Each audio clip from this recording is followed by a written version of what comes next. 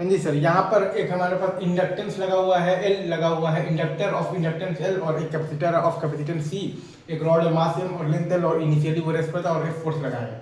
Again वही basic equation तीन तो यही है कि आई बराबर D Q by D T, F बराबर आई एल बी और ई बराबर वी बी एल। अब उसमें जो हम लोग इंडक्टर के केस में एक हम लोग लिखते थे लाइक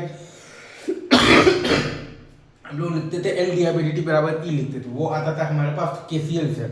तो वहीं अगर आप यहाँ पर देखिएगा तो कैपेसिटर के केस में हम लोग लिखते थे तो क्यू बाई सी बराबर ई, वो भी आता था हमारे पास केसीएल से। यहाँ पर दोनों को मिलाकर केसीएल लगाएंगे तो L D I by D T plus Q by C बराबर आ जाएगा तो बी एल वी। और दूसरा तो एक न्यूटन्स लॉ से है कि M into D V by D T, मतलब वही है कि F minus I L B by M बराबर है तो D V by D T. तो कंबाइन कर कर आई को D Q by D T लिखकर अगर आप बनाएंगे तो सेकंड ऑर्डर आपके पास डिफरेंशियल इक्वेशन बनेगा L into D two I, मतलब कि I by D T square और प्लस आई बाई सी बराबर B L into F minus I B और बाई एम। अच्छे से लिखिएगा तो D two I by D T square और plus I times one by L C plus B square L square by M L बराबर आ जाएगा तो B L F by M L. ये आपका फोर्थ एस एच एम है।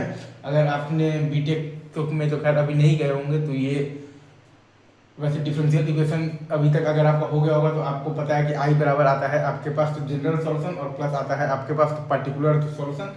तो I बराबर आई पी और प्लस आप लिखिएगा आई एल।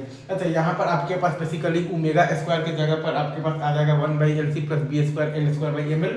तो ओमेगा आ जाएगा आपके पास under root of the one by L C plus B square L square by M L. तो आई अच्छा तो आई एच आ जाएगा आई नॉट और साइन ओमेगा टी और प्लस फाइव और आई पी आपके पास आ जाएगा तो B L F by M L into omega square, मतलब कि आई पी आपके पास आ जाएगा तो B L F by M L into omega square आ जाएगा one by L C plus B square L square by M L.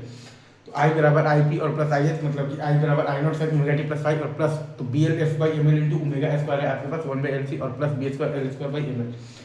क्योंकि हमारे पास ओमेगा स्क्वायर का वैल्यू है one by L C plus B square L square by M L. Omega बराबर है हमारे पास basically under root of the one by L C plus B square L square by M L.